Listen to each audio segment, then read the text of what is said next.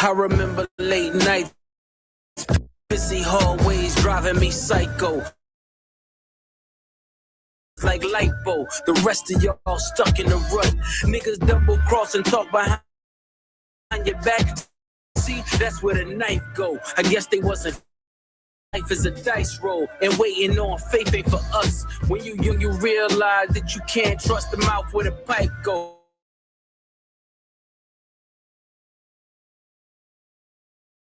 They try to become diamonds the light. If you re-ing up with us, then your credit score gotta be FICO. I'm talking 850 or bust. See, you really will power when you make niggas balance on tight ropes. They know they not much for the blood. Have my man shoot. Send his ass far as the flight go. Ain't worry about ducking the judge. Keep frontin' for your bitches, cause any minute repo might show. You know that shit up in a month. Heard your man was in there singing for his life. They was calling him maestro, cause time that heavy can crush. When you pay a nigga back like it's Lil Wayne whispering, die slow. The last words you hear in the trunk. You don't know what I know. You ain't seen what I saw. No, you ain't been where I go. With a fetty so strong, you gotta bag it with one eye closed. My shooter turn you inside out. I heard the feds turned the crib inside out. Drop the roof on you niggas, let the inside out. Fresh Prince jacket, boy, I cook them to the inside out. Go get a Glock 27, fit snug in the waistline. Both sticks came with the drum. I was 5'6", shoulder with a chip. Wish a nigga to take mine. Index, yank till it's numb. Used to call me Windex, cause this thing I spray gon' make you change minds. I done seen Hercules run. We was power lifting 2.2s. Nah, we ain't throw gang signs. My brick walk was second to none. I would have them take a number like DMV. That was the baseline. Just the one. Miami niggas like Big Perm, cause they numbers was phase on. Cuban showed me nothing but love. When it come down to it, every string of bell just needs an Avon who won't sweep it under the rug. On the road with a load near the brake line, I knew where to place mine. I don't keep the gun in the glove. Hit the turnpike with the running lights that be on in the daytime. Cause K9 sniff out a crumb. Hands 3 and 9 on the wheel as I'm crossing the state line. Dumb diddy dumb Survival of the fittest. You either get to quit it or FaceTime. I done had it gone, hit the first 48, then it's on Dateline. Cause this really shit I done. You don't know what I know. You ain't seen what I saw. No, you ain't been where I go. With a fed up baggie with one eye closed. My shooter turn you inside out. I heard the feds turned the crib inside out. Drop the roof on you niggas, let the inside out. Fresh Prince jacket, boy, I cook them to the inside out.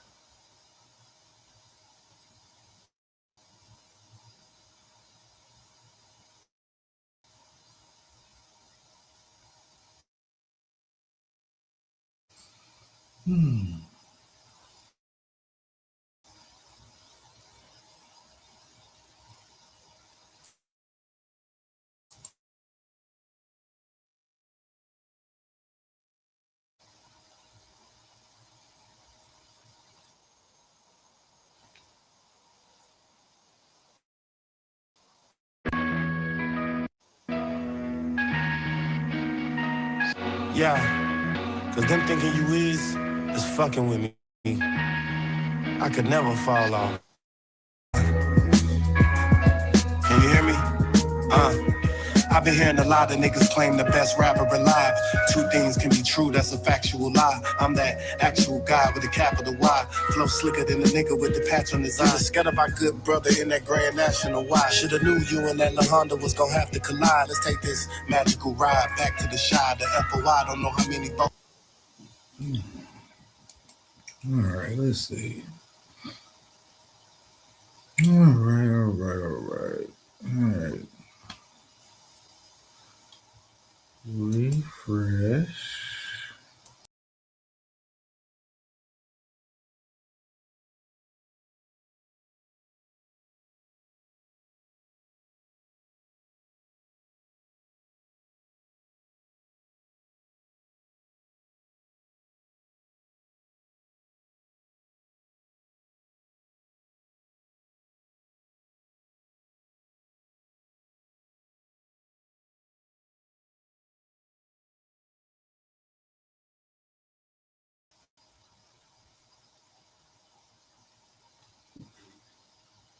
Okay. Thanks for Murph, man. StreamYard, I hate it. All right, let's get into the night show, man. It's whatever.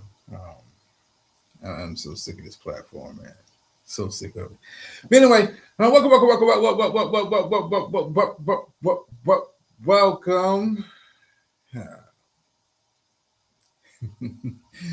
Hope you all had a good day, man. Hope you all had a very good week, man. We're gonna kind of get into it. This kind of all over the place tonight. This streaming platform.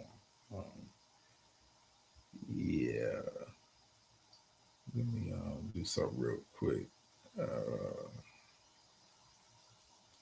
guess when you have certain things in the title of those shows to mess up. Anyway, like I said, I'm glad you are back. I hope you're having a good day. Yeah, I'm trying to fix that no sound. Thanks, Bubba. Here to break down the latest and greatest from the world of sports, and of course, anything else that kind of comes across my radar. And of course, we'll be talking about the war with Iran. I got a couple of things to show, more of a educational piece per se. I just want to make sure that my vocals is good. Okay, my vocals. Okay, StreamYard is okay. Let me move around a little bit with it. It's gonna let me be great. Okay, cool. Now it's doing its best. Thank y'all for joining me. Okay, so let's kind of get into it. NFL Combine, just wrapped up. For those who don't know, if you're new to the show or just browsing through just to see what's what, NFL Combine has concluded. Combine is the yearly event that is held right before the NFL draft, on which prospects are invited to Indianapolis to interview with teams, get medicals done, and perform several on-the-field drills. The most famous drill there, of course, is the 40-yard dash, but of course, there are other drills in which allows college players, some known, some unknown, to showcase their skills in front of scouts, in front of teams, and with the hopes of improving their draft stock to get drafted in the upcoming draft, which will be in April. Combine is also the time of the year when a lot of deals, trades, that kind of stuff get kind of starting to get worked out. Those of you familiar with baseball and the winter meetings, kind of the same deal there. But like I said, Combine has wrapped up. I'm not really going to get into the on the field performances. It's like I said, I'm not a guy that's excited about what a guy can do in t-shirt and shorts. I'm excited about what a guy can do when he's got full blown pads on. Other than that, I'm good. I'm good. It is some notable thing. Like I said, free agency is around the corner, and Combine plays a role in that. You saw some guys get traded, namely biggest trade so far, as far as this offseason is running back David Montgomery, running back for the Detroit Lions, has been traded to the Houston Texans. Give me a sec, y'all. I guarantee we'll get through this show. Has been traded to the Houston Texans for some draft picks and an rotational offensive lineman. And both teams look to strengthen areas of concern. I'm surprised David Montgomery got traded out. I did like the combination of him with Jamar Gibbs in the Detroit Lions backfield. Well, I think the team is trying to go a cheaper, younger route. David Montgomery, who will be turning 29, like I said, played all 17 games, but it really didn't feel like it. He only ended up with, I want to pull it up here, only with 180 touches. That includes rushing and receiving, but only 180 touches. He was kind of phased out of the offense. The offense was leaning more towards Jamar Gibbs. And, granted, Jamar Gibbs is the better player at this stage of their careers. But most teams in the NFL run a two-back system. There's very, very few teams in the NFL that have one guy that is carrying the load for them. You look at the teams that was in the Super Bowl. You look at the Seattle Seahawks, two-back system. Look at the New England Patriots, two-back system. Very few teams have a Saquon Barkley, a Bijan Robinson, a Christian McCaffrey in their backfield. And, I think the Detroit Lions are looking at Jamar Gibbs, looking he's going to be that guy to fill that kind of superstar back role. And he definitely has the talent. Jamar Gibbs is definitely a very talented running back, very good in the passing game. So I understand it from that point. But, most teams run a two-back system. We're going to see if Jamar Gibbs is ready to carry that load of being the man. Even though he was the starter, see majority of the touches, especially this past season. Now you're in a position to where you don't have that steady hand. Maybe they'll bring in a veteran, maybe they'll bring in a young guy. Detroit is definitely going to have to do some things. I mean, these are kind of moves that are made during the combine season. Also, this is the time of the year where teams are preparing for free agency that is coming up. That's when teams start to do tags. Probably the biggest tag as of right now is the Dallas Cowboys, my team, have placed the franchise tag on George Pickens. So if you it's going to cost you a whole hell of a lot of draft picks. Uh, and my thoughts on this move as a Cowboy fan, listen, I want to keep George Pickens in house. He's a very talented player, but I understand how the NFL economy works. I understand how the NFL economy works. Knicks just need to find a way to avoid Detroit, otherwise they can beat anybody. Now, see, this New York love and bias, man. We're gonna get into the NBA talk in just a second, man. But yeah, welcome to the show. Now, Knicks is not a championship team. I'm just gonna keep it a buck with you, and we'll talk about that in just a minute. The Knicks is not a championship team. I mean, the East, to me, the East is wide open this year, more so than any other year. I would be more apt to pick Boston over the Knicks, but we'll get to that in just a second. But back to my thoughts on George Pickens getting franchise tag. Looks is Jerry being Jerry. Gives him a little, time to negotiate, and I hope, I hope it doesn't drag out into training camp. But knowing Jerry, like I know Jerry, it's going to drag out of training camp. It's going to be a story where George Pickens hasn't gotten this deal. He hasn't really signed, the franchise tender yet. He's trying to see, what's what as far as getting a long-term contract is concerned. Cowboys are in a position this off season, with the proposed restructuring of some major contracts, namely Dak Prescott, that they can have the money to get him in. But as much as I like George Pickens, and I understand what he does to this offense, how he takes it to another level. He is a true complement to CeeDee Lamb. I mean, in essence, you have two guys who can legitimately be called number one receivers on the same squad. I'm of the position of this. Franchise tag him, yeah. But do you really need, if you're Dallas, do you really need more offense? Do you really need another wide receiver making number one wide receiver money? Do you really need, not like George Pickens? Great season with the Cowboys. Great.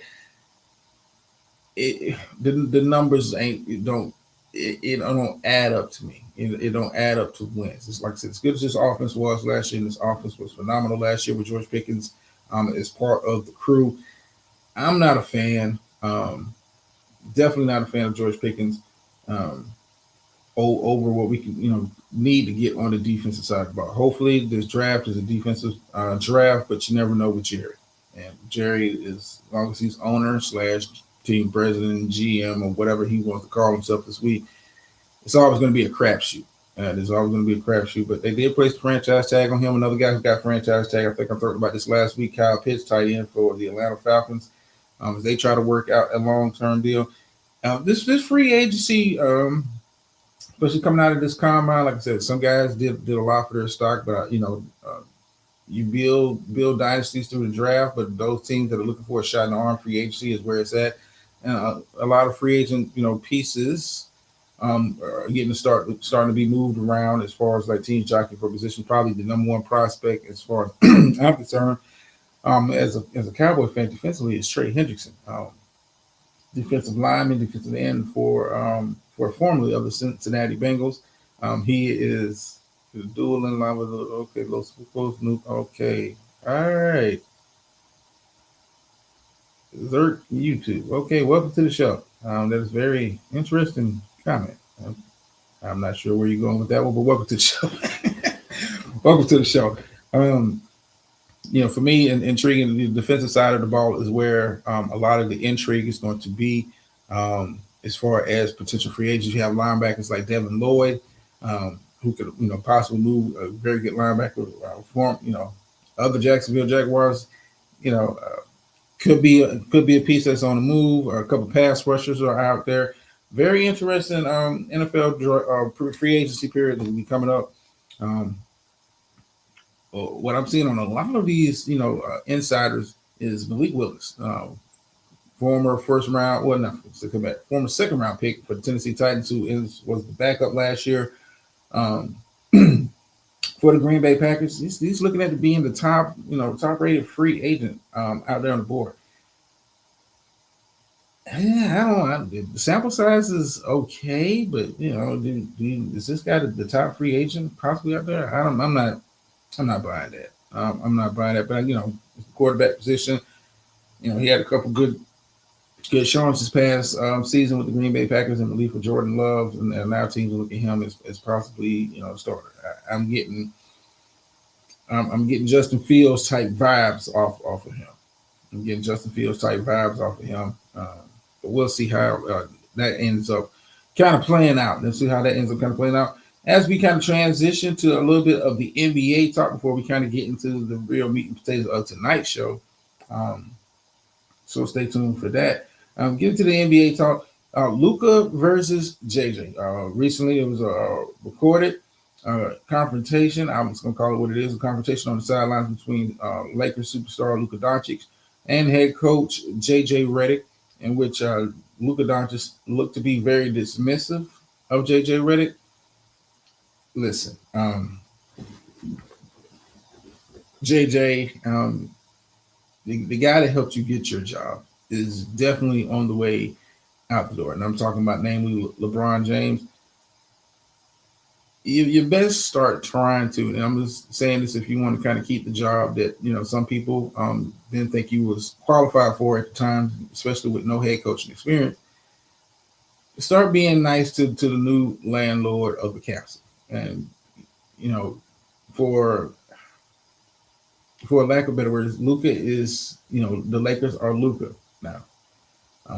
They are a perfect reflection of what Luka is trying to, his play style, the effort that you see on the defensive end. That is a reflection of Luka. Not to put the blame on Luka, but it's hard for me as a role player on the team to see bust my ass on defense, and I see this guy put a half-ass effort night in and night out.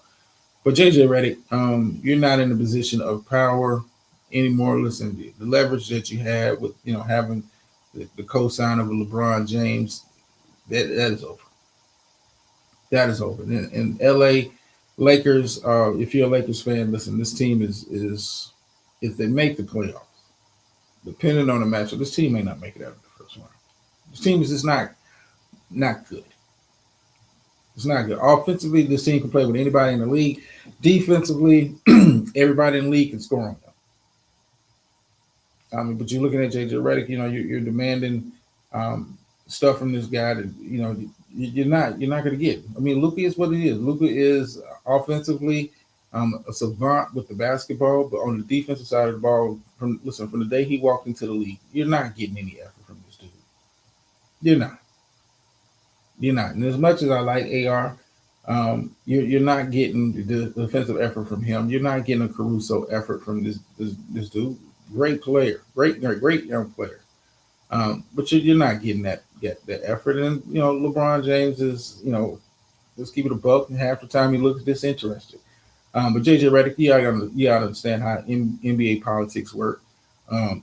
More so than any other sport in existence. Players hold the power. We can easily replace a JJ Redick with somebody else that wants to come in here and be the head coach before we can find equal compensation for trading away a Luka Doncic. I think this is kind of been something that's been brewing. If you've been a Lakers fan, you've been watching, this has been brewing all season. With some of the comments that JJ Redick has made throughout the course of the season in regards to the team's efforts and that kind of stuff, he understands it. He's trying to take that approach with it. But listen, this is Luka's team now, for better or for worse, and defensively definitely for worse. This is Luka's team. JJ, you better start playing ball. You better start getting in tune with your star no longer LeBron James. LeBron James is no longer the face of the LA Lakers. It's Luka Doncic. You can see it in the, you know, how the team plays and how the team moves. This is Luka's team. LeBron is a very important cog in that machine, but this is Luka's team. JJ Redick, you're fighting the uphill battle. You're fighting the uphill battle. You might as well. This is like Steve Kerr arguing with Steph Curry, and you don't even have Steve Kerr's cachet. You don't have his rings. This play ball. Listen, the Lakers are going to be offensively. They're going to be fine. Defensively, you're not going to. I don't care how much you poke and prod in the meat. I don't care how much you whine and complain on the sideline. You're not getting any kind of defensive effort from a Luka Doncic. It's not happening. It's not happening.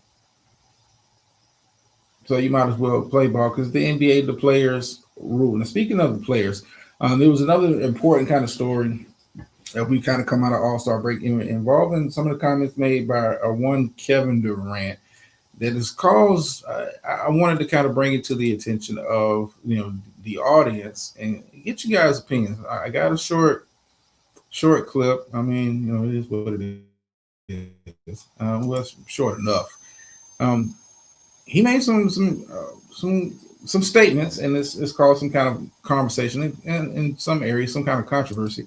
But let me kind of get that together here. Okay, give me just a second. We gotta get it queued up. All right, are we good on the StreamYard side? Okay, all right, there we go. All right, check this out. The Euros do it right while the Americans do it wrong. It's a lot of bullshit with that. I can read between the lines on that. It's a shot at Black Americans. We're controlling the sport. They're tired of us controlling the sport. France is coming for you. Really? We smacked them boys. End quote. Ladies and gentlemen, I'm here to tell you I'm 10 toes down on this with Kevin Durant. He's 1,000% right. And we can sit up there and we can talk about it any way we want to. But what we're not going to do is we're not going to run from this subject matter. Kevin Durant is absolutely right. Now, you might not hear a lot of people, whether they agree with me or disagree with me. I'm not about to be accusatory or anything because it's not a negative. But there aren't an abundance of African Americans hosting radio shows or being on national television like me. So I consider it a personal responsibility of mine if I agree with Kevin Durant to speak up and to show the level of courage he clearly showed, because he's absolutely right. You can slice it any way you want to. He's absolutely right. There are an abundance of people who want to give you this impression. You understand that the Euros are coming, and I get that part.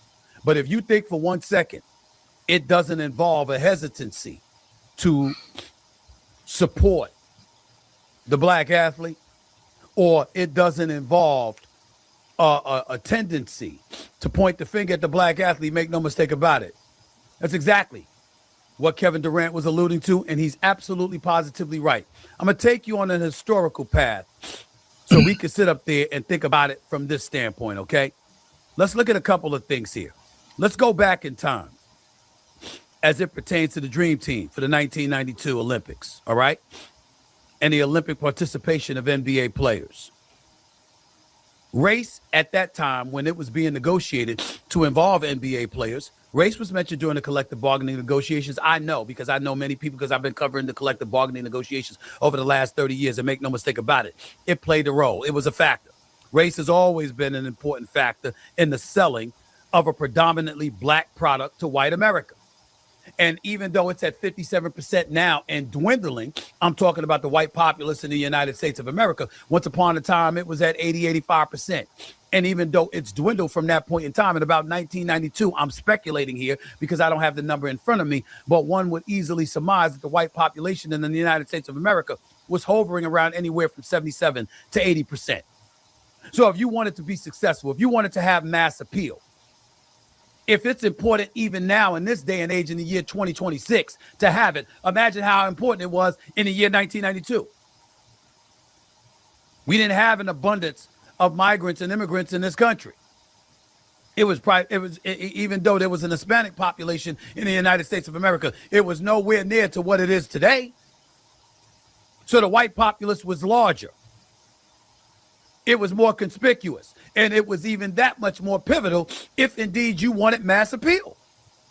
NBA players knew that, the NBA product knew that, the National Basketball Association knew it. And it went from there. And then I'm just thinking about. All right, let me come back over here. That's just a brief clip from the good brother Stephen A. Smith. Brother of Southern Nation, what's going on? Look, when they talk about the NBA product, is it a racial undertone? Of course it is.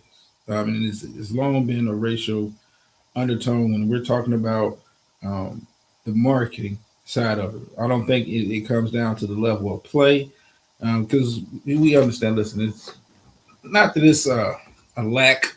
Not that there's a lack of white players in the represented in the NBA to my white American players. It's not that there's a lack of them. They're just not on the level of the black yes, Ms. Purpose. The NBA race is always there when you're talking about marketing. It's always been. I mean, you look at the situation there with Cooper Flag, the amount of it ain't just a Euro. Yeah. That's been named the up-and-coming Black American superstar, the future face. Well, we've talked about that in the past before Naps. In regards to we kind of transitioned out of the era of Steph, LeBron, and KD, who's the face of the NBA. And the NBA, in the perfect world for them, Cooper Flag would be the face of the NBA. I said this before the season started. Cooper Flag would be the face of the NBA. Is he going to be the best player in the NBA? Who knows? I'm not going to put a cap on his potential. Who knows? I mean, but it's always been a racial undertone with the NBA when it comes to marketing. It is a reason why certain get marketed, certain guys don't. I mean, you go back to not too long ago when you look at the changes that the NBA made as far as like how players are supposed to dress on the sidelines. That's kind of stemming from the Allen Iverson era. We didn't want you, out on the sidelines with your braids and your hood, quote unquote, hood clothes with your gaudy jewelry on. Listen, the NBA has always tried to find a way to market the NBA to white America in a way that is palatable to them. That's why certain guys get pushes as far as like media attention, media focus in regards to the NBA, and certain guys don't. And it's not to say that their level of play doesn't coincide with that level of exposure. Listen, Steph is a great player, but Steph is safe. Steph doesn't come with controversy. He doesn't come with the brashness that is typically associated. When they say, you look at Ant Edwards. Ant Edwards is as good as he is, and where he's kind of positioned himself in the NBA hierarchy coming up.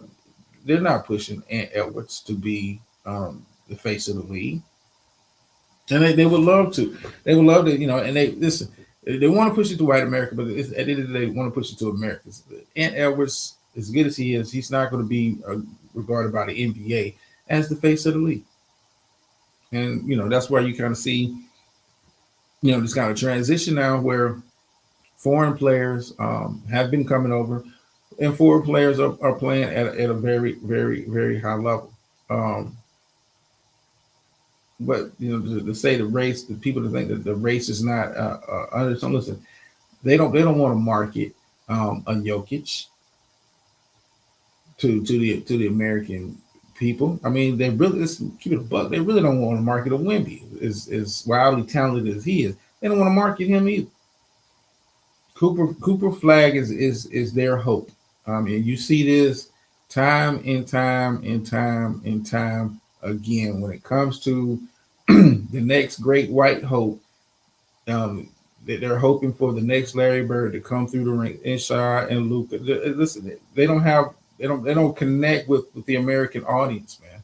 I agree with you on that. Now they don't connect, and these are good players, great players. I mean, Luka has got to be one of the greatest big men of all time at this point. but he doesn't connect with the American audience. They're pushing Cooper Flag is going to get pushed to the moon. I said this before the season started.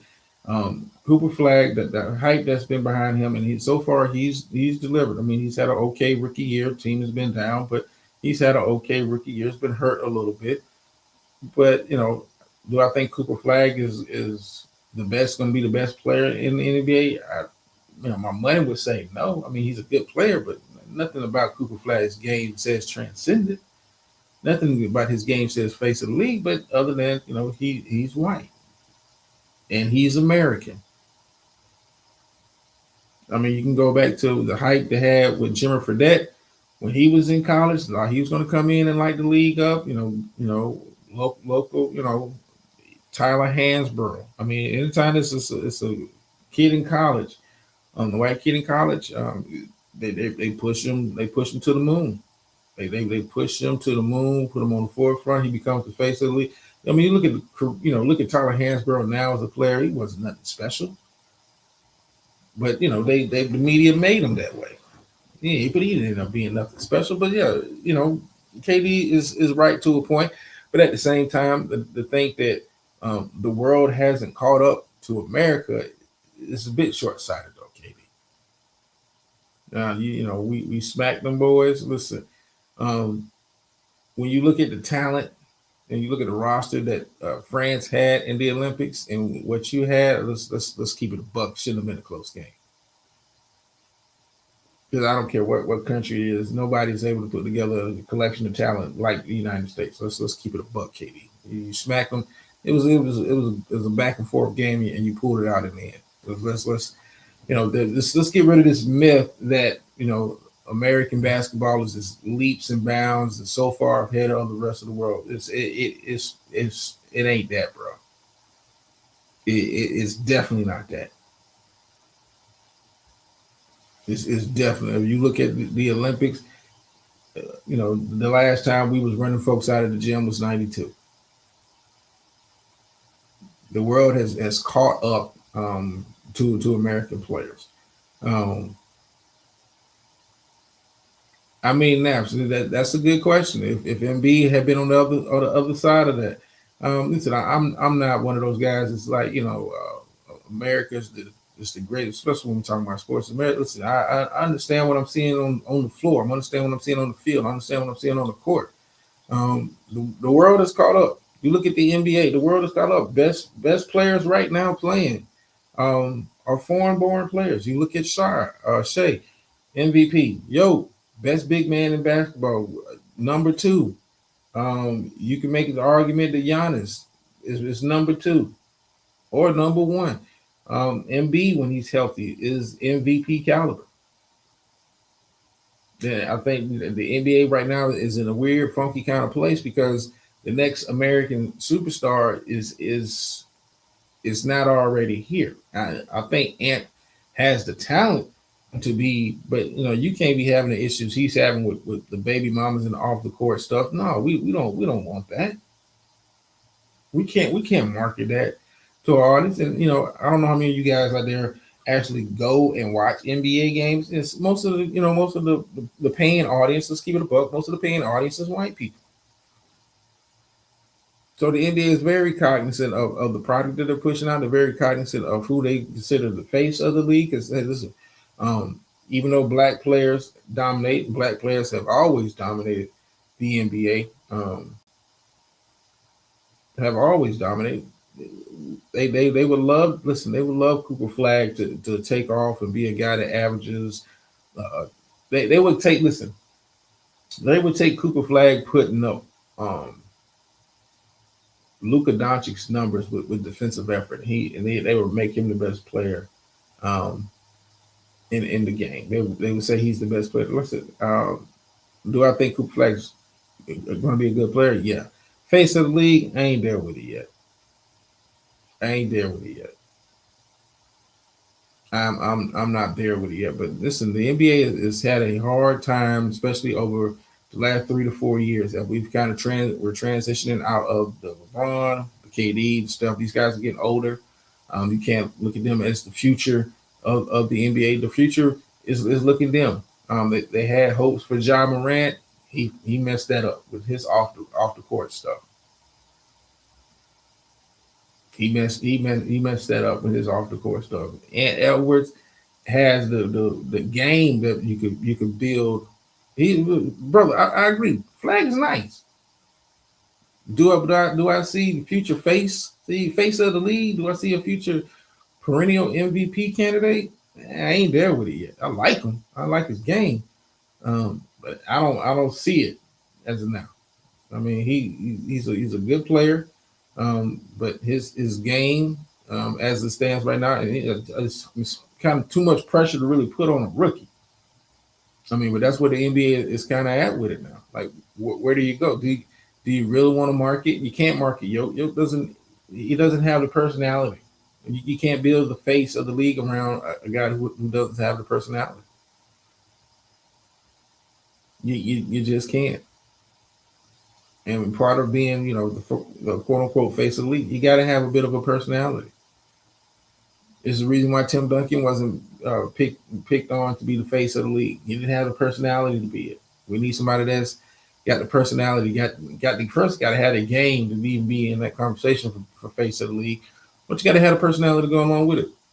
Shea, I don't know if Shea got a personality or not. I mean, he's not marketed to the American audience like that. It's like, oh, he's the top dog for OKC, but you look at OKC and they would love for Chet Holmgren to be the dominant force. I'm gonna be honest with you. What's going on, Vic? Vic, all debts have been paid. Am I correct, brother? I just just give me a thumbs up if all debts have been paid, because I did lose my Super Bowl bet. I just want to keep my record clean in these streets, bro. I just want to keep my record clean in the streets. All debts is paid. Well, welcome to the show, man. Hope you're doing well, brother. But but once again, I mean, KD is right to that point. To that point, meaning this has always been about Black Americans. Listen, the NBA is going to continue to search. They're going to continue to try to find ways to market this to their core audience, and their core audience is the people that are buying all of these different TV packages to watch these games, and doing it for the people who have season tickets. And let's keep it a buck. It's just mainly white Americans that sell out these arenas. Not to say that it's not Black fans out there that buy and go to see games. Hey, I've seen plenty of games in my time, but I know what I'm looking at when I'm especially down in the lower bowl. It's going to be mostly white Americans. I mean, it's what it is. Just what it is. You can't escape it, but I do disagree with KD thinking that the world is so far behind American or basketball. You are highly mistaken. You're very, very delusional in thinking along those lines. The world has caught up, and you can see it in the level of play of players that they're sending over to the NBA. Yeah, a lot of this is where you play too. If Shai was in New York, he would be crazy. The market is one thing. But brother, I would say this: the NBA, if you have a personality, the NBA will find you no matter what market you in, and they will make sure that you're getting the notoriety that you so rightfully deserve. The NBA market is you look at the Pacers. Indianapolis is not a hotbed. It's not New York. It's not LA. But when you have a personality like a Reggie Miller, we're going to push you. You look at the push that Tyrese Halliburton was getting during the Pacers run, before he got hurt. Listen, they're going to find you. You're a personality. They're going to find you. I mean, they had Tyrese Halliburton. He was doing stuff in like other sports, namely like WWE. Listen, they will find you. Market be damned. If you have a shred of a silicon of a personality, the NBA will find you. Clyde the Glide Drexler in Portland. I mean, you look at this as the notoriety Dame was getting up there in Portland. Listen, they will find you. Will it be greater if you're in New York or LA and you having the kind of success, especially the kind of success that OKC is having? over the last 2 years, yes, Shea will be on a much higher level. Um, but this is Shea. Does he come across as a media? But that's part of the package, man. Part of the package. Team success is great, but you got to be able to not only be good. Your team got to be good on the court, but you got to be able a personality to kind of sell some tickets. Like I said, Cooper Flag is the next best hope as of right now. Give me a sec, y'all. Can't get my water.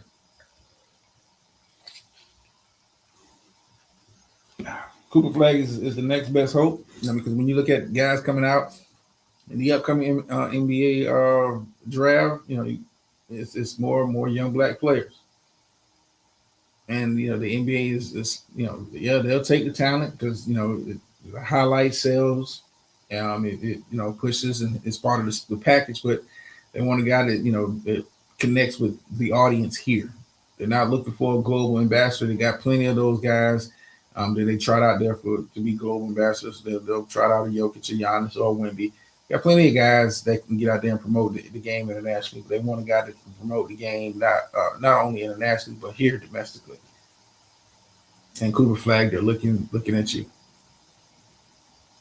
Much as if Luka was white American, he will be the face, but he ain't American. Jokic, if he was white American, he'd be the face, but he ain't American. America first with you folks, huh? I mean, it is what it is. It is what it is. But I want to go and kind of get into transitioning. Let me get my stuff together, man. Thank y'all for taking time out to listen to a little old me. I might say, you know what? I'm gonna say that for a little bit later. I want to kind of get into pretty much the news, the real news of the day. And I got some videos because I had to kind of re-educate myself on the region and what we're talking about. And what we're talking about now is I'm just gonna call it Trump's war on Iran. I can't even say U.S. war because it's not something that's been voted on by Congress. It's not something that has been co-signed by Congress. Most of the American people, if you look at the polls, they're not in favor of this war. But this is where we at with it. And I wanted to kind of do a different kind of presentation in regards to that tonight. Just kind of educate a little bit, and kind of got a couple more videos kind of showing the fallout. And I mean, this reality show is something else, man. And we're all unwilling participants. But I want to kind of start off with the first video. Okay, here we go. They kind of what about Cade? Cade don't have personality, brother. Cade's got game. And depending on how many games Shea and Yoke miss for the rest of the season, Cade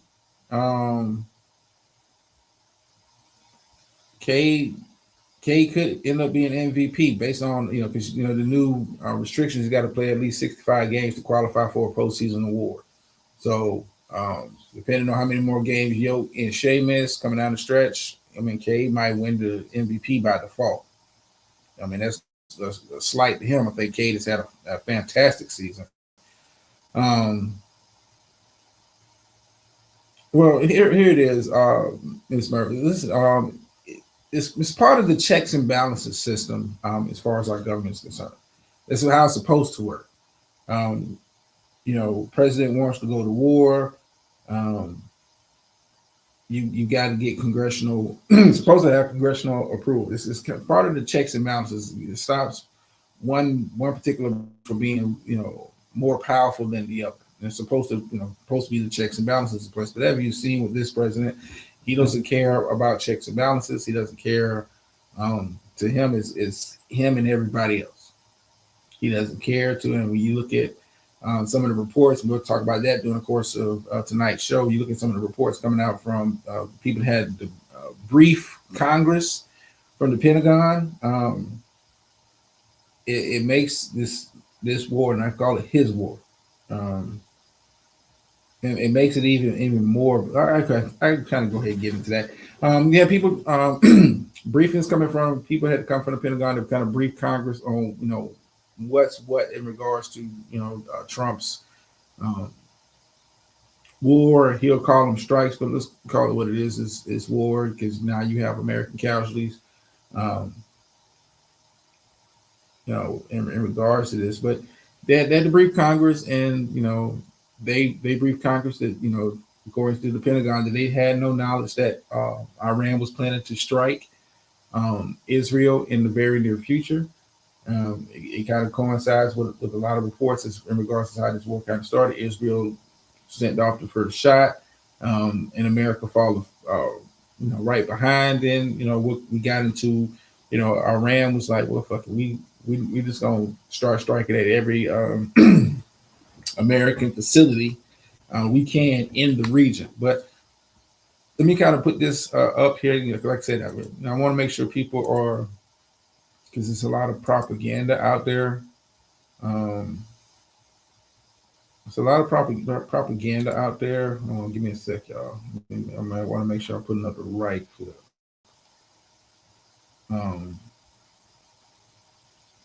Yeah, like y'all, I want to give people as much information as I can. So we'll do this first video. It's a short one and kind of describes the region. But let me get it here. Okay, here, and this is a short video. We get on the StreamYard. Let's see. Okay, yeah, we get on the StreamYard. I got, like I said, I got a couple of videos, and we'll talk about it. And also, we're going to get into what happened with Anthropic, Claude AI, and how that kind of coincides with what we got going on here. Check this out. Many people don't know the difference between the UAE, Abu Dhabi, and Dubai. So the UAE is a country officially called the United Arab Emirates. Located in the Middle East on the Eastern Arabian Peninsula, the country covers about 83,000 square kilometers, which is comparable to Portugal or Austria in size. The UAE is made up of 7 federal territories. They're similar to US states, only here they're called emirates. And that's basically where the name comes from. Each emirate has its own ruler, a sheikh, and power is passed down within the ruling family, essentially like a monarchy. All 7 sheikhs together form the highest governing authority, the Federal Supreme Council, and also elect one of them as president. By tradition, the president is always the Sheikh of Abu Dhabi, the largest emirate, which covers about 85% of the UAE's territory. Abu Dhabi is both an emirate and a city with the same name, and the city is the country's capital. Dubai, on the other hand, is a different emirate, and inside it there is also a city with the same name. Dubai is world famous for its skyline and mega projects, such as the world's tallest skyscraper, the Burj Khalifa, the giant Dubai Mall, almost the size of Vatican City, or even man-made luxury palm-shaped islands. And this National Geographic presentation is brought to you by Dots. Just gotta give you a brief, brief educational piece in regards to the region. But like I said, the war started this past weekend. Trump announced strikes have been started in Iran. It first started with Israel sending off the first shots, and like I said, the U.S. followed it up, and they have been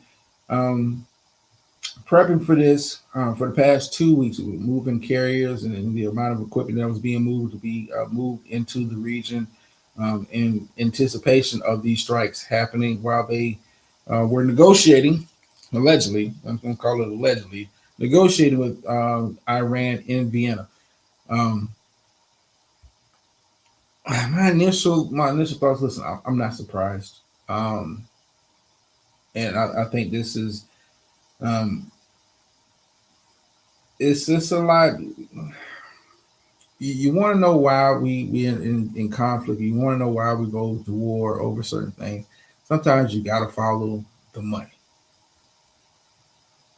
You got to follow the money. And we'll kind of talk about that a little bit later in the show. But, Israel and our U.S. strike Iran, kill the Ayatollah, who is, for lack of a better term, was the leader of Iran, more of a religious leader than the guy that was actually performing affecting policy and that kind of stuff, but killed him in strikes.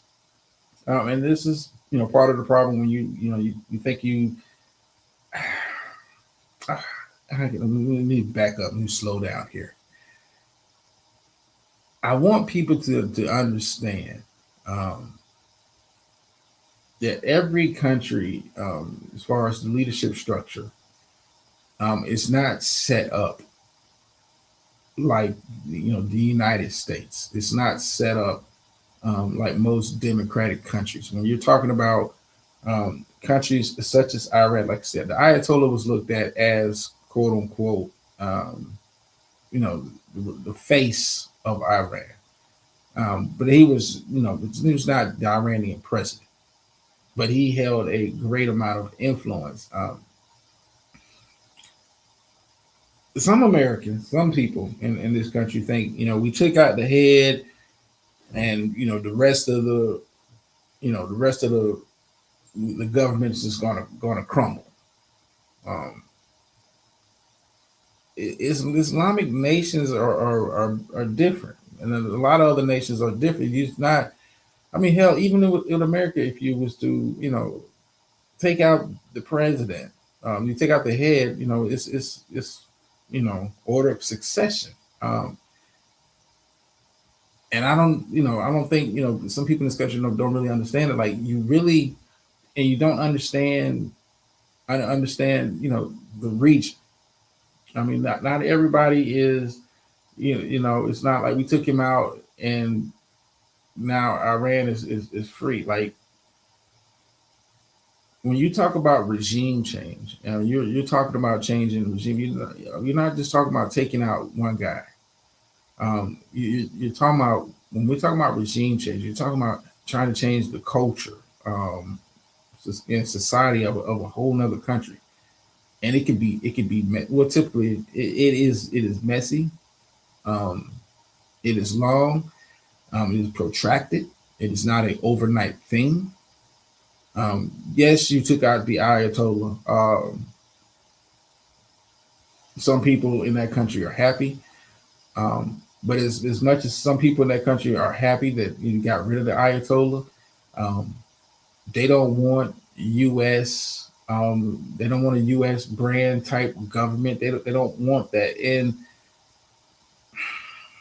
I'm not going to say he's not smart enough to understand this, but I really don't think he understands what striking Iran, how that plays out not only on the regional stage, but how that plays out on the world stage. You're talking about this notion that, I mean, just what, in June we obliterated the nuclear program, and in the span of 6 months, they was on the cusp of having a nuclear program up and running. Like this propaganda has played a very big part of the war that Trump has found himself in. That he has dragged American soldiers and placed people in harm's way. This is propaganda has played a very large role. Israel for the past 30 years have been telling you that Iran is one nugget away from having nuclear weapons. They're one away from this, from having nuclear weapons. You just did strikes. You just did strikes back in June, where you said you obliterated the nuclear program in Iran, and here we are back again. But like I said, sometimes you got to follow the money. What has kind of come out in the reports since the war has started, that Prince of Saudi Arabia, Saudi Arabia has asked, and this is all depending on which news source, but this has been kind of confirmed by New York Post and Washington Post, that they asked the U.S. to strike, kind of behind the scenes to strike Iran. And how do you get that kind of access to ask for those kind of favors? Well, when you pump about $2 billion into Trump related businesses and crypto and that kind of stuff. Listen, you got to follow the money. There's a lot of money involved. There's a lot of money that's about to be affected. And us in America, depending on how long this war kind of protracts on, you're going to start feeling it at the pump. You're going to start feeling it in other ways. But always follow, especially when you were talking about dealing with Trump, always follow the money. You want to know why a decision is being made. You want to know why something is being done. Follow the money. Probably the easiest way to get the truth, get to the truth, or get to the answer. Follow the money. Follow the money. So, U.S. and Israel strike Iran. Iran strikes back at Israel, and then strikes back to other places in the region that house American facilities. That allows American to have bases, facilities there, and then they strike out. And you know what you know. I mean, matter of fact, let me just. I want to make sure this is very succinct. You know, something that's starting to get talked about is the Strait of Hormuz, and I want to, sure, like I said, I want to, kind of educate my audience for those who are not familiar with the region like that and what this could potentially mean. Let me get it queued up. So this is a short video. If you're still with me, thank you for being with me. Hopefully you'll get something out of this tonight.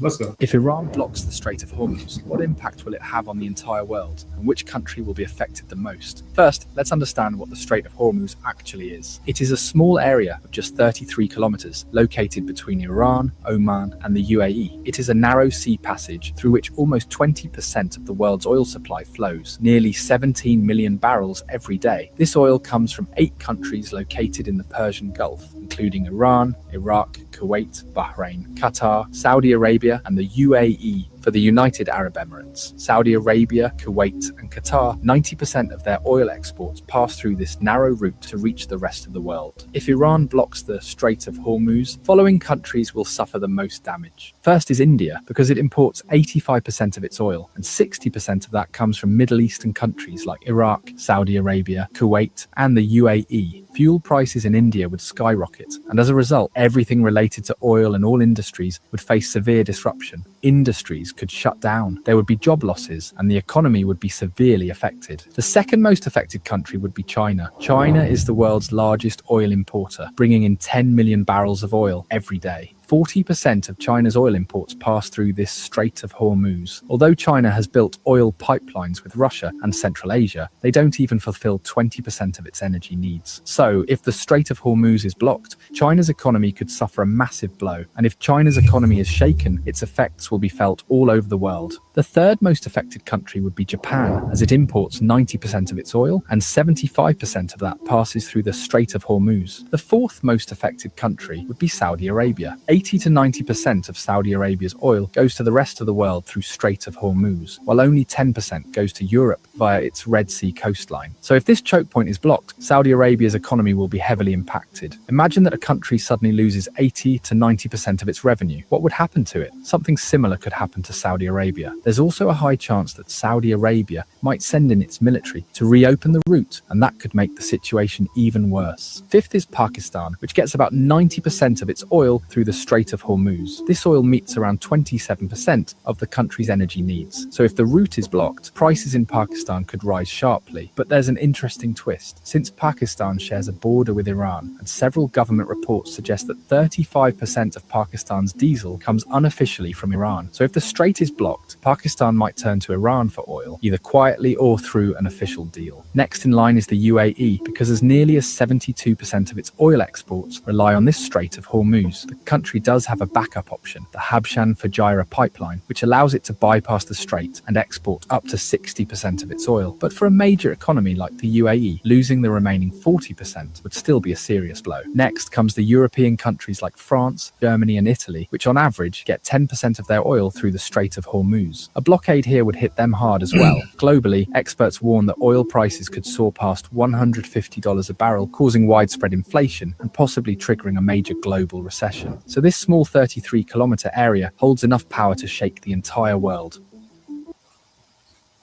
All right, we'll come back over here. Okay, are we still good, StreamYard? Okay, I hope I am. I hope I'm still good. Like I said, we're gonna get through the show tonight for sure. StreamYard be damned. Yeah, that was a little educational piece on what could possibly happen with the Strait of Hormuz being possibly blocked. You talking about companies that are responsible for shipping. They're going to feel the impact because insurance companies are not going to want to, take care of those policies and honor those policies. The whole complete shit show. What has been the American, response back in this country since the strikes have started in Iran, but over there in the Middle East? I hate saying people. I really hate it when I say people are dumb.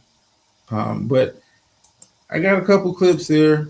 You can see kind of where they're going with the talking points in regards to what message are you trying to get to the American people? Because now you started the strikes. Now you got to try to sell it to the American people. You got, you would think you would have to be more concerned about getting clearance from Congress, who have some resolutions on the board for in regards to war powers. Good luck with that. But here's a recent interview by a representative, U.S. representative from Florida, Republican, who's on the Foreign Affairs Committee. This is her on MSNBC, I want to say yesterday. This is her, I guess, trying to sell this war to the American people. And you have to hear this for yourself. You have to hear this for yourself. And we'll get into Trump's comments from earlier today because, Jesus. Here we go. Can you just tell me really quickly, where have they killed thousands of Americans in America? I didn't say they killed thousands of Americans in America. I said that they have been responsible for thousands of Americans being killed. And I think that that's easily something that you can verify. I don't know, state-sponsored terrorism for starters. Are you serious right now about that whole thing? I'm not going to list out exact specific locations that have literally been responsible for sponsored terrorism. Are you talking about the Iraq war where the U.S. invaded? You can start out by the three that they just killed. Okay, the whole point of your network, if you want to actually talk about the facts here, I'm giving you the facts. But I'm not going to sit here and argue with you about something that's commonly accepted and known. Congresswoman, you don't have a good understanding of the conflict. Well, I'm the one that's getting the briefings, not you. You're a pundit offering your opinion because you want clickbait, but aren't actually interested in the substance. No, not at all. We can talk about the fact that Obama has sent millions upon millions of dollars to the Iranian regime, or do you not want to address that because it's not supported by your opinion and your network? No, not at all. Is this really even something that we're going to actually get to substance here, or are you going to continue to attack this? No, it seems like you just want to filibuster. It seems like you don't really want to have a good faith conversation. Or you just don't like what I'm saying. No, we would have invited you on the air. This happens every time I'm on with you. Yeah, you keep coming on every time, and you keep stating a lot of things that are incorrect. The United States launched an attack on Iran. About it, except for you. The United States launched a war against Iran right now. Iran retaliated, in which American members. Strikes. You can call it whatever you want to call it, but at the end of the day, the Iranians responded and killed 3 American service members. So what we're trying to get at is you make an assertion on this air that it's not an invasion when America sends fighter jets and Israel sends fighter jets into another country. Boots on the ground are not going to happen. Congress will not vote on war with Iran because that is not something that we support, and that is not something that the administration supports. That's actually what the Constitution, says that in Article 1, but I guess you think Article 2 is more important. Well, Article 2 is when the U.S. citizens and our military are in direct imminent threat, the president reserves the authority. Yeah, well, he hasn't made that case to the American public or Congress, and that's the problem. And that's why he's supposed to go to Congress. He's not going to give you classified intelligence information. He's not supposed to give it to me. He's supposed to give it to members of Congress. He's supposed to go give it to members of Congress. That's exactly why members of Congress. You're only one. There are 435 members and 100 senators, and others have not gotten it. You're not the only one who gets to speak on behalf of the American people. Prior to the strike. Anyway, unfortunately, we're out of time. There was actually a really briefing appreciate you coming There you go. You don't want to hear the facts. They got a briefing. It's not a fact. I'm telling you what other members of Congress have said, and that's the whole point of them being able to have a debate in Congress. Congress was notified. That's not what members of Congress say, but really appreciate you coming on here and saying something different. Congresswoman Anna Paulina Luna. Really appreciate it. Thanks for coming on. Coming up, how much could Trump's... Okay. We are back. These folks are sick. Oh, but listen, brother of a certain age. These folks are dumb. And I'm not just talking about the people that voted for him. I'm talking about the people that are actually in the House. You want to blame Iran for retaliating. Because you see the Congresswoman just kind of glossed over that whole point. Iran retaliated, which is the right of their country. I would expect the same from any country where you are attacked, whether it be right or wrong. You're attacked. You have the responsibility to retaliate if you choose so. They retaliated, and unfortunately, 3 American soldiers were killed. God bless them and their families, but he kind of brought up the point there, Article 1, in regards to the Constitution. When you talk about Article 2, and this is where Trump administration likes to get into the nooks and crannies and kind of make stuff real vague. What Article 2 says, pretty much, if there is a clear and imminent threat to the United States, the president reserves the right to send the country to war. That's what Article 2 says. Article 1 is basically how war is typically done in this country, where Congress makes a vote. A vote is had by Congress to grant the president pretty much war powers to officially send the country to war. But Congress typically plays a role in that. What they've done with this is said Article 2 said it was clear and imminent danger. Where?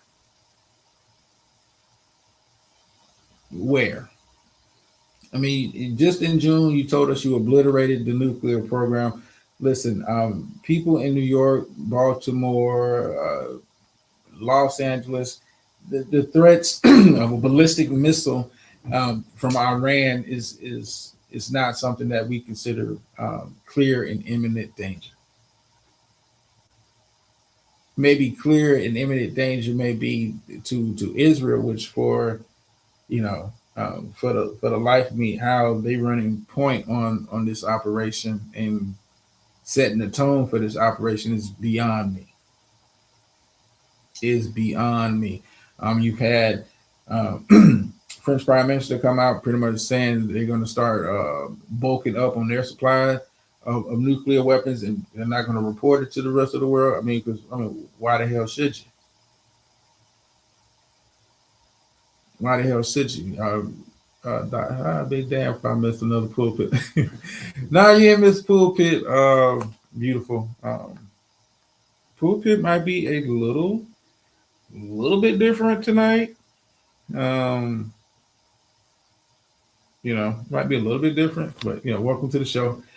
But it gets, you got the talking heads coming out on TV trying to sell the American public. See, this is what you're doing now, trying to sell the American public. This is in the interest of America, blah, blah, blah, blah, blah. Dangerous Iran, this is, it's not, you don't want to say regime change, because you saw the quagmire you got into when you try to do regime change in Iraq, how messy and complicated that was.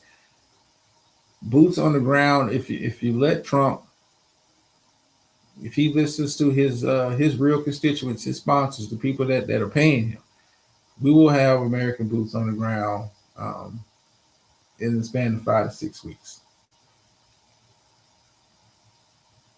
Is anyone believing this? Well, Miss Murph, not many, but it's always, it's some people that that believe it. But this is from the press conference. I got a clip here for the press conference earlier today. you have to kind of see this. And now we're up to, I want to say, 4 confirmed servicemen and women or women confirmed dead due to this war started by Trump and his buddies in Israel. Is this a straw hat meeting? No, not tonight, DC. That's tomorrow.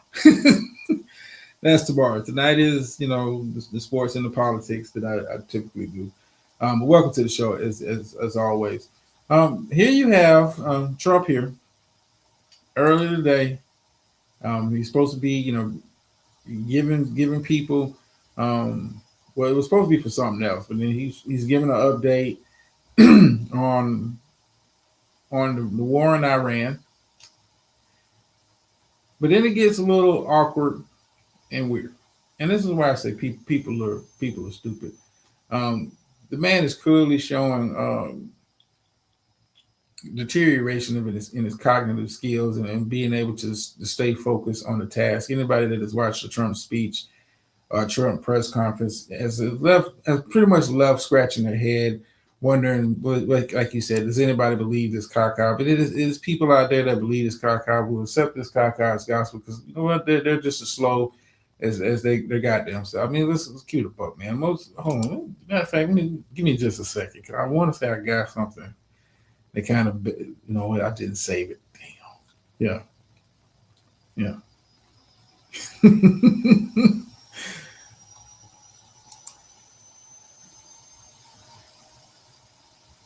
Okay, hold on, give me just a second.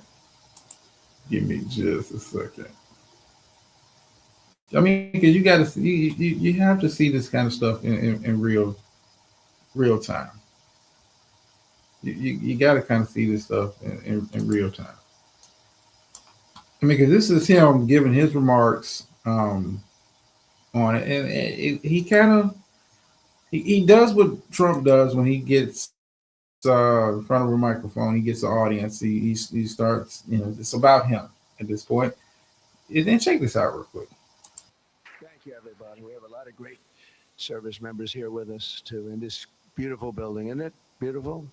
We're adding on to the building a little bit. We're improving the building. See that nice drape? When that comes down right now, you see a very, very deep hole. But in about 1.5 years from now, you're going to see a very, very beautiful building. And there's your entrance to it right there. In fact, it looks so nice, I think I'll save money on the doors, because it can't get more beautiful than that. I picked those drapes in my first term. I always like gold, but I think we can save a lot of money. I just saved curtains. But and it'll be spectacular. It'll be the most beautiful ballroom. I believe it's, because I built many a ballroom. I believe it's going to be the most beautiful ballroom anywhere in the world. And when you hear all that hammering out there, you know why the First Lady is not thrilled exactly. She said, will the pile drivers ever stop? They go from 6 in the morning till 11:30 in the evening. Can you imagine? Here? You know what? To me, that's a beautiful sound. She doesn't like it. I love it. You know what?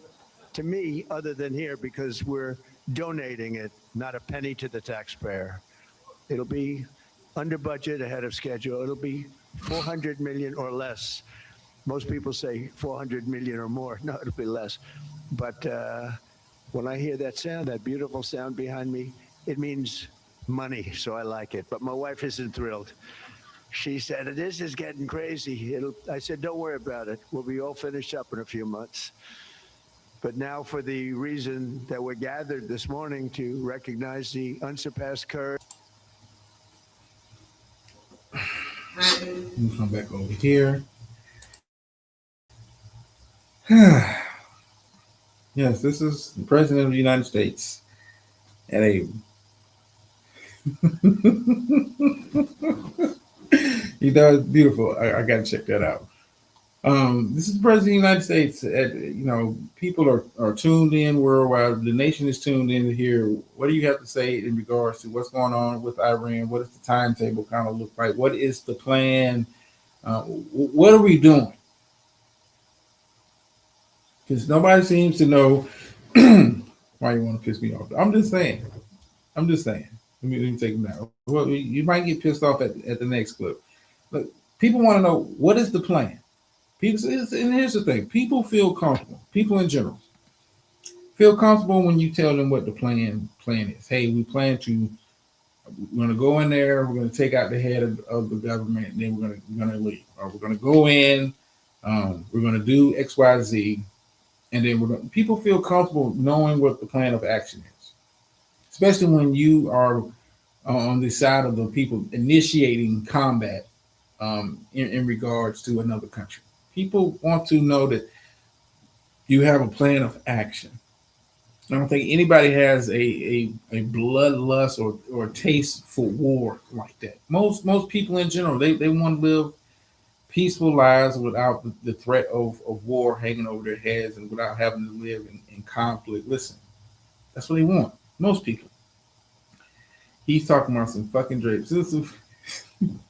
Well, Ms. Murphy, this is a administration, a regime, like I say, the world's greatest reality show that we are all unwilling participants in.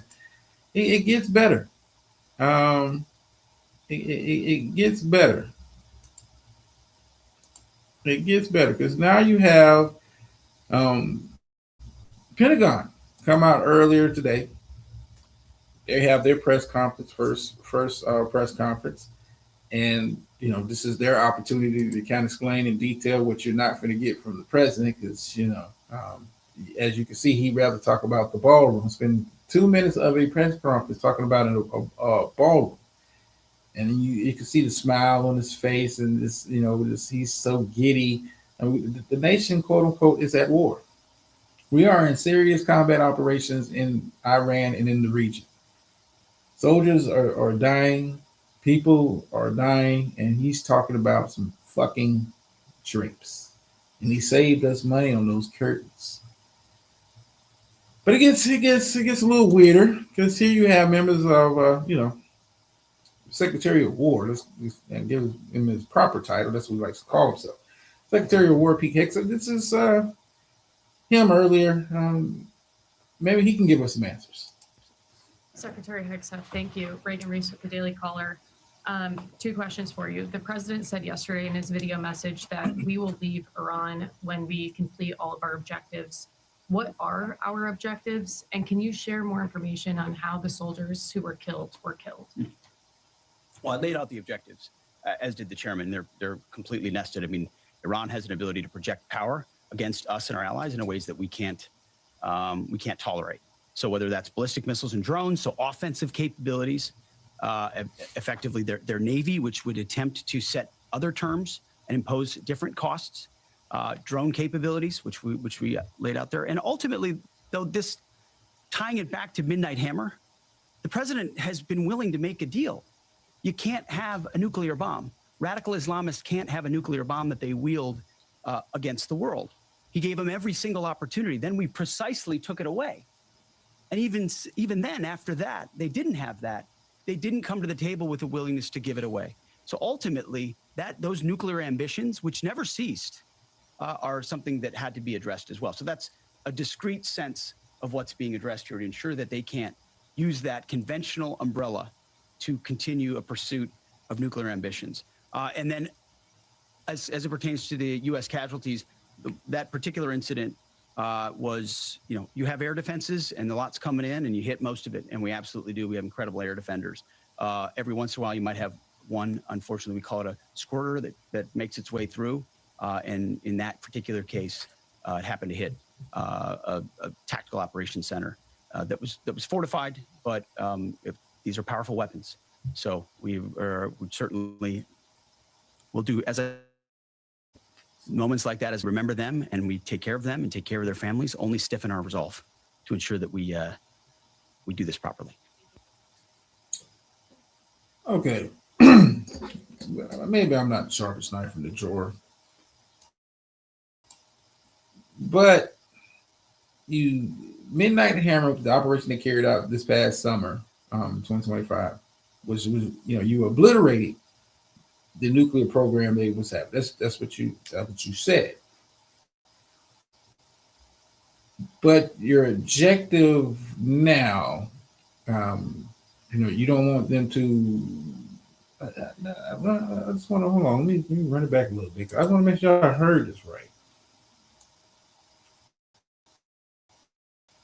we're engaged in military strikes and operations in Iran because they want to have the capabilities to create a nuclear weapon. Not that they have one, or not that they even have a program. Excuse me. Not that they even have a program in place, because you said you obliterated it with Midnight Hammer. You want to? We're involved in war with them because they wish. I just want to make sure I'm hearing this right. No, let me play it again. Two questions for you. The president said yesterday in his video message that we will leave Iran when we complete all of our objectives. What are our objectives? And can you share more information on how the soldiers who were killed were killed? Well, I laid out the objectives, as did the chairman. They're completely nested. I mean, Iran has an ability to project power against us and our allies in ways that we can't. So, Iran's ability to project power is, and the lines just keep. I mean, you have to start. You got to pay attention to what these folks are saying, because they don't make a lot of sense.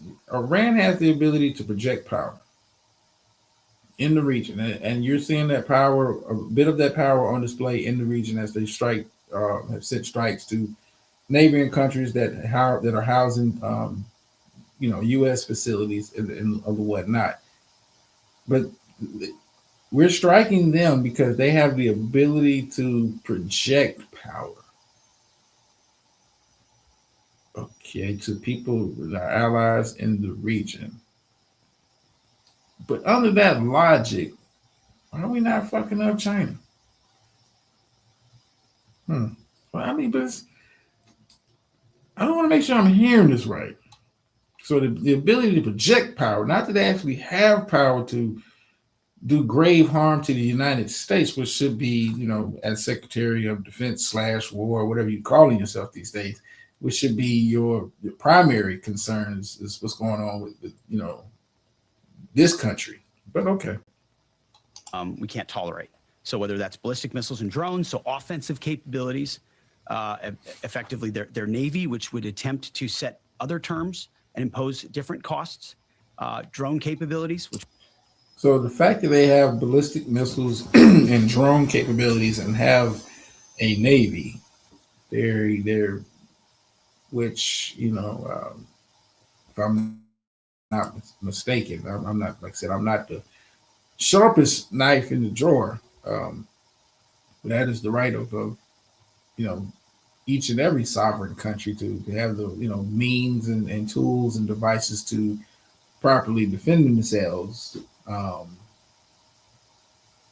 mean, it's part of the reason why we're bankrolling the war in Ukraine, bankrolling them with supplies.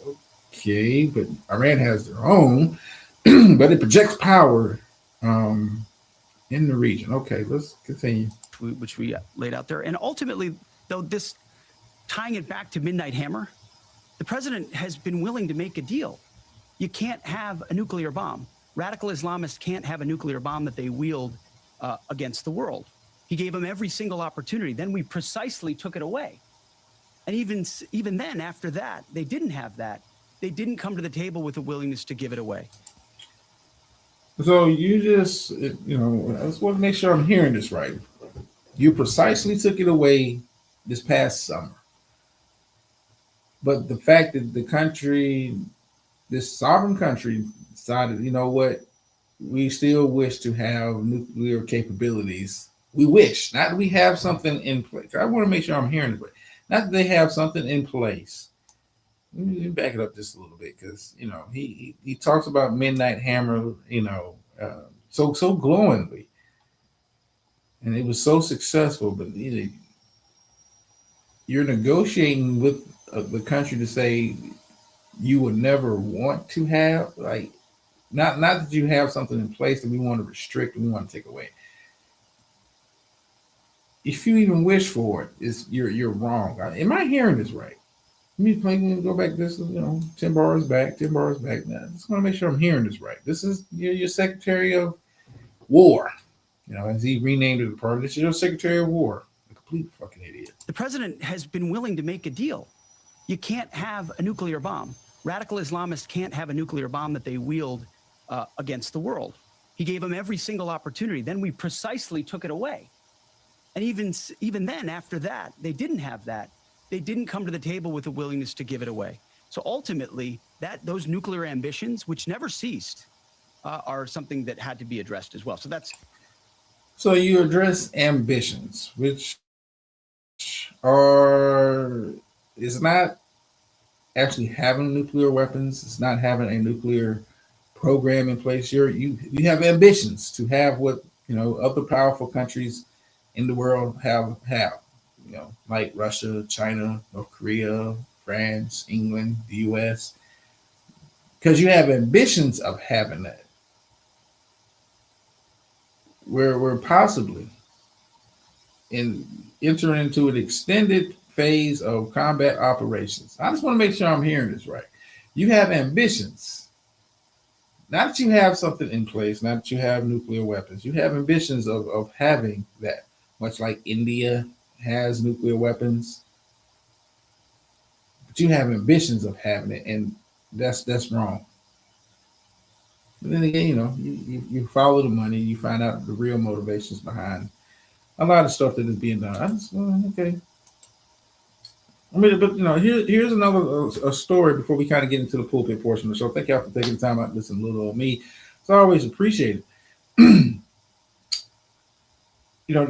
kind of story that kind of got buried over the weekend was Secretary of War in the Pentagon moving away from Anthropic's use of Claude AI in the government systems. You had the President of the United States come out and say that this was when you don't do what he says, you're the woke left. Call them the woke left. They're radicals. They're unpatriotic. And for those who haven't been following the story, Anthropic was given a deadline by the Pentagon to take off the last two safeguards that they had in place on their AI in regards to the government's use. One of those safeguards was the use of AI for mass surveillance of American citizens. And the other one was for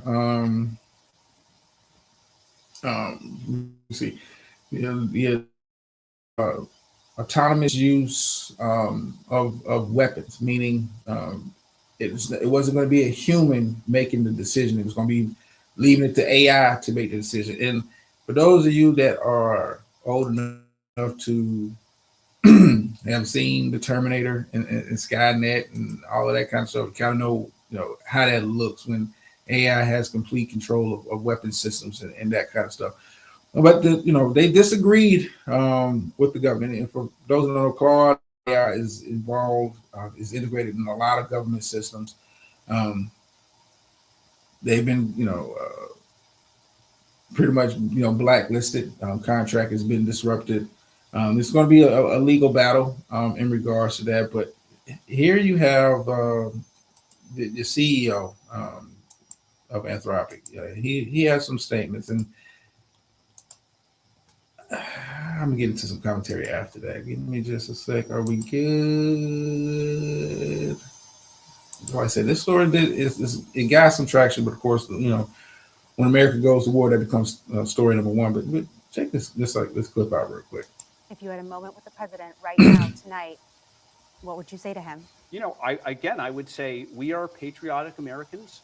We have done everything we have done has been for the sake of this country, for the sake of supporting U.S. national security. Our leaning forward in deploying our models with the military was done because we believe in this country. We believe in defeating our autocratic adversaries. We believe in defending America. The red lines we have drawn, we drew because we believe that crossing those red lines is contrary to American values. And we wanted to stand up for American values. And when we were threatened with supply chain designation and Defense Production Act, which are unprecedented intrusions into the private economy by the government. We exercised our classic First Amendment rights to speak up and disagree with the government. Disagreeing with the government is the most American thing in the world. And we are patriots. In everything we have done here, we have stood up for the values of this country. Yeah. Interesting. Okay, let me take this down. I think I got through most of my material, but yeah, we're going to keep track of this story because it's still developing, because apparently with them moving away from Anthropic, they were, the government has partnered with, I want to say, OpenAI, company that runs OpenAI. And guess what? Those same red lines, those same things that we talked about against the mass surveillance and autonomous weapon systems, the new contractor is also standing on business in regards to that. So we'll keep track of this story. Well, here I got before we get into the pulpit portion, I forgot.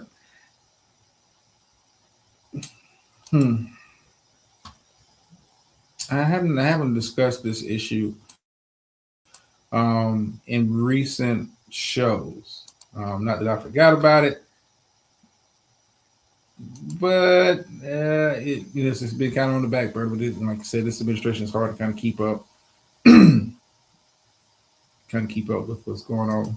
Here is Oklahoma governor. He has some very interesting comments.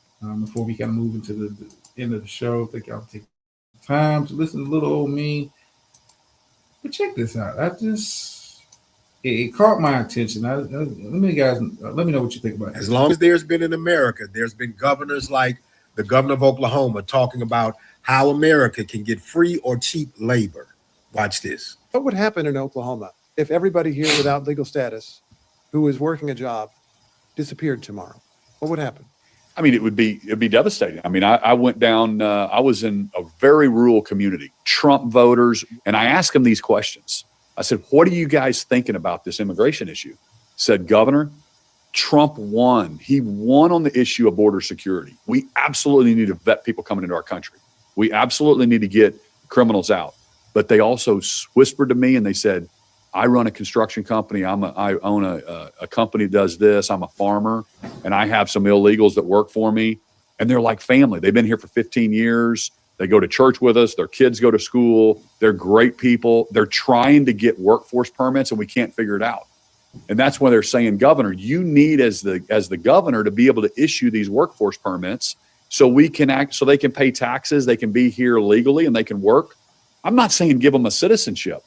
But let's figure this out, because it would devastate the different industries across the country. And you can talk to the Wisconsin dairy farmers or the Vermont dairy farmers or the fisheries in Louisiana. We all need labor at some level, and workforce is very important for states and for our economy. And we need to figure this out. Now, the governor is very clear. I'm not saying we ought to make these people citizens. I'm just saying we got to do something for the farm and for the people who can't get people to come do those labor intensive jobs. We need those migrants. And so he's having this conversation, but the language that he uses, pay attention. It makes me think about the same way that Abraham Lincoln and legislators and governors were talking about our ancestors and whether or not they would give them citizenship, whether or not they would give them full rights or not, because all they really cared about was the labor. They didn't give a shit about the humanity of those people. Now, black people in America, we have known for a long time how people like this man see the labor force. Now, my question is to the immigrant communities, do you now see how they see you? Far too many in the immigrant community believe because people like him invited you to church or over to the house for dinner that they thought you were equals. But you heard the governor here say he wasn't talking about no citizenship, because you can't earn your way into the place of privilege that they're in. They were born into it, as they see it. And you are never going to be that. That's a lesson and a knowledge that we Black Americans have long known about the ancestors and the offspring of people like the governor of Oklahoma. You can't assimilate your way into their club, no matter how much you think you can. As always, do good, seek justice. Keep. All right. Come back over here. Interesting. Very interesting take. Listen, wholeheartedly agree. You know, this immigration is just it's on the back burner for now. But like I said, this clip really caught my attention because you have the governor of Oklahoma, and it's plenty other elected officials who feel the same way. Like, hey, we miss the labor. You know, we don't want to be seen as coming out against immigration, and in the way that Trump is kind of heavy-handedly done it with ICE. But yeah, they miss them immigrants working in them fields. Miss them immigrants they used to go pick up at gas stations and Home Depots to come work on these construction sites and build these homes and the way that they build them. They miss that migrant work, paying on God knows how much money. Because those jobs are still there, but who's signing up to go work in cotton fields? Who the hell signing up to go work construction jobs, getting paid what these they was paying these Mexicans that they was picking up at these different locations with no with no ID, no nothing. You got a hammer and a nail, you got a toolkit. Get in the back of my pickup truck. We going to this site, and you're gonna help me build this house. Who's doing that for the kind of money that they were paying these people? Pennies on the dollar. Interesting.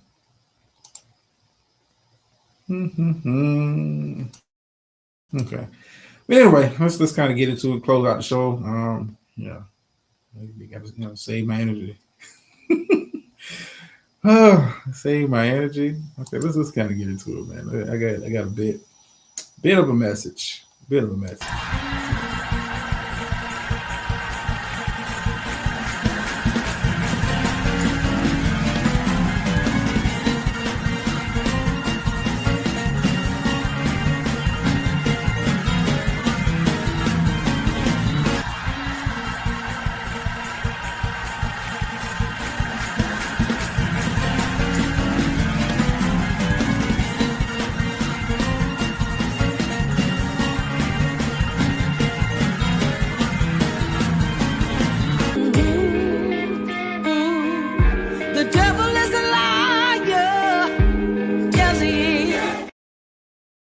All right, we're at the pulpit portion of the show where I try to leave you guys off with some positive vibes as we continue out through the rest of the week. Thank y'all for hanging in there if you've been here. Yeah, a little bit of housekeeping before we get started. Of course, we'll be in my other trap spot for that. Should be an interesting show. I got a couple things I want to get into. Not too heavy-handed. But the message. Let me see if I can kind of put this together. Y'all be patient with me. Don't get upset. Don't get angry. Don't get sad when people talk behind your back. You gotta understand they're exactly where they're supposed to be. Behind you.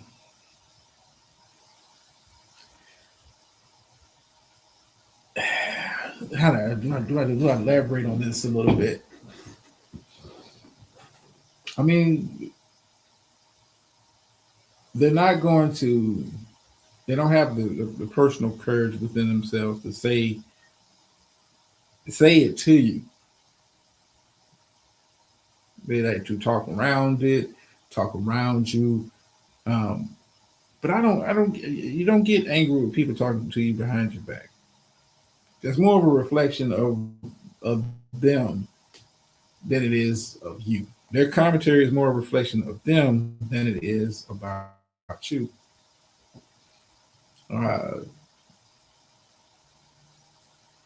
Some people are clean it up. Some people are, they got ears like a bunny. They're waiting and anticipating criticism, people talking about them, and it really affects them, and they get upset, they get angry, they get mad. Don't bother. Don't bother. Don't even Give them the time of day. Don't even waste your energy on them. Don't even waste your energy on them. It's not worth it. I mean, you said what you said from the place that you said it at, from the safety of outside of my presence.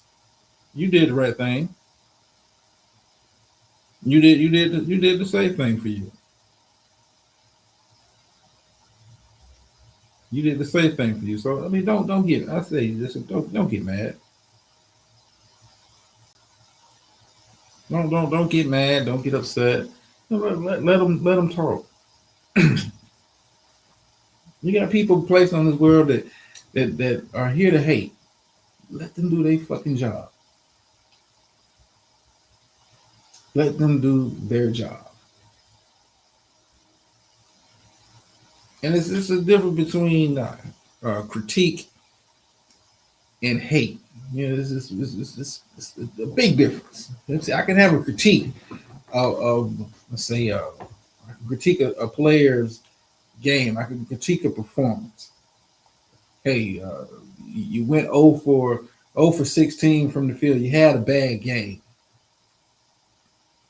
But you got people that you know, it's not about critique, and they try to hide under the guise of being a critique. No, it's hate.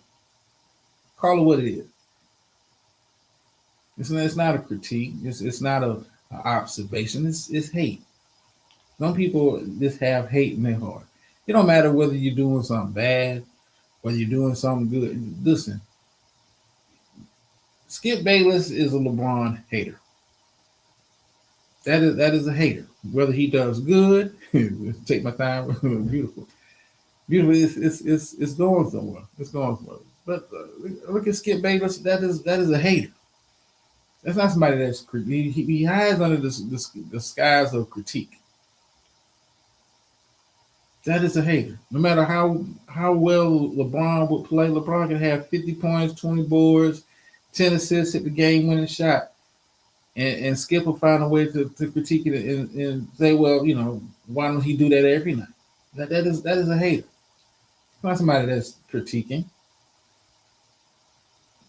And you know, you find yourself in places and spaces. You know, you find yourself in places and spaces where you have people that hate you. They won't come out and admit it. They come out and say it's a critique, you know, and you know, maybe, you know, I might hit a couple dogs with this one, you know, when they start name dropping, you know, what they really don't like, and they try to put a name and a face on it. That is a hater. It's not somebody that has a honest critique.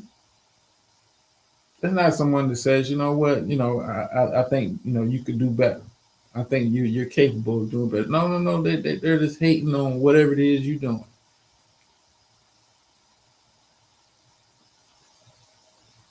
Successful for me may not look the same to you.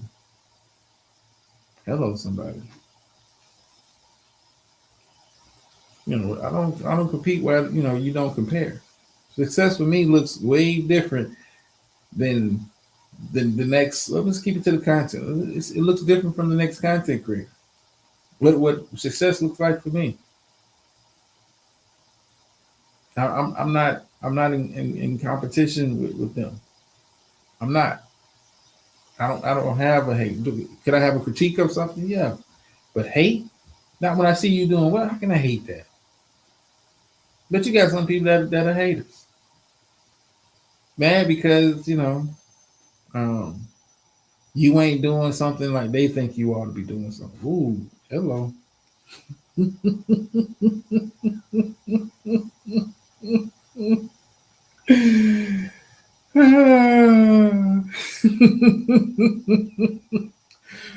Yeah, that is a hater.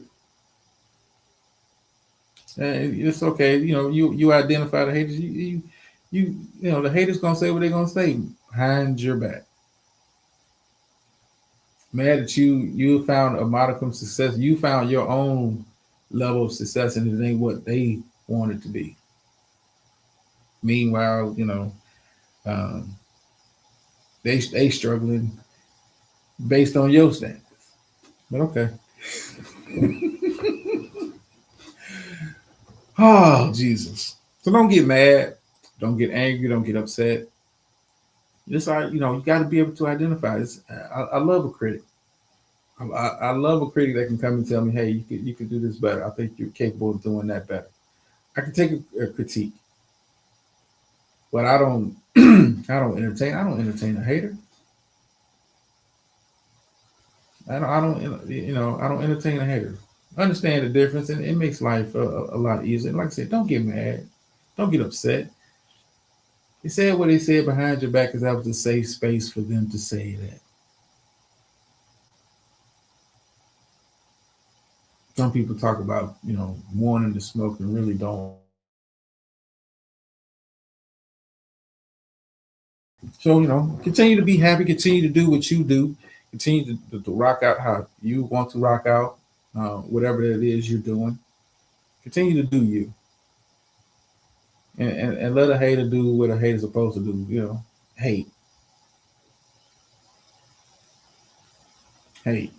But anyway, thank y'all for taking the time out to listen to little old me tonight. I might have hit some dogs.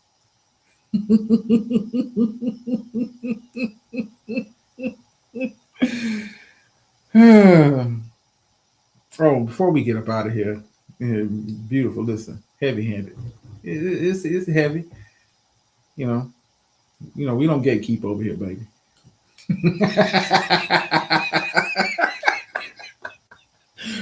But anyway, I wanted to say this. I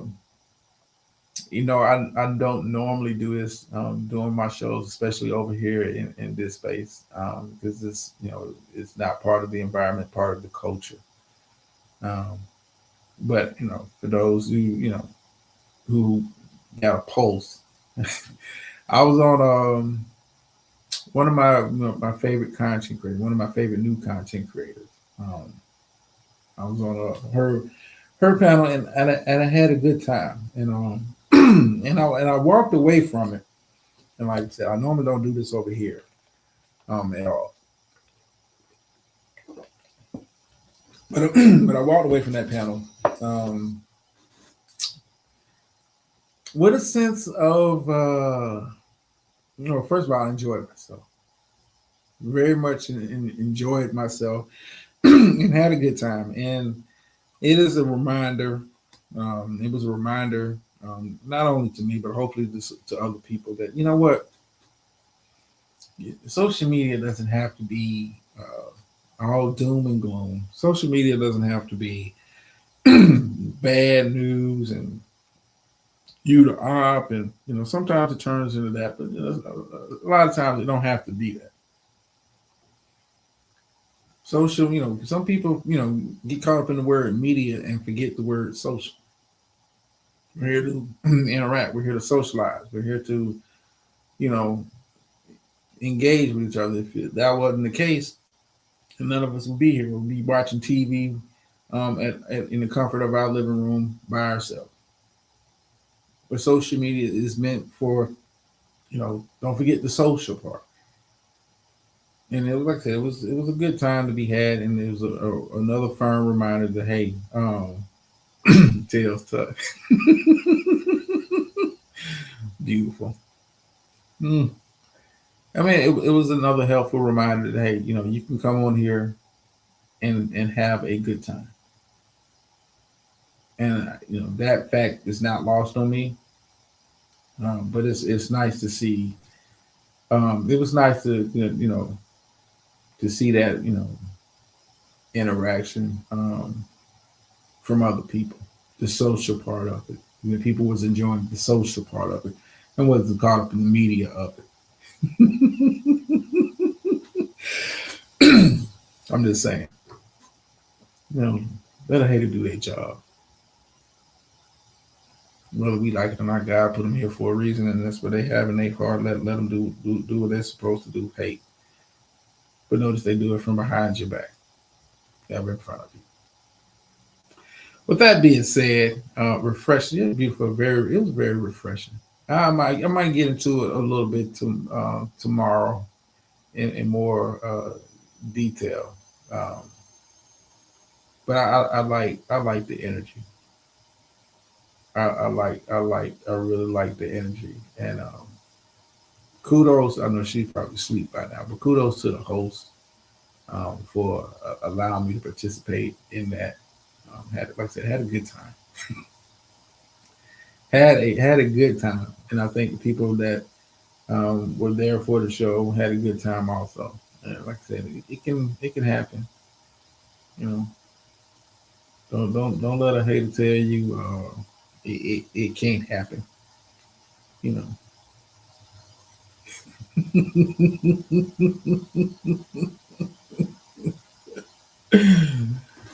know, start to the mind. But anyway, y'all have a good day.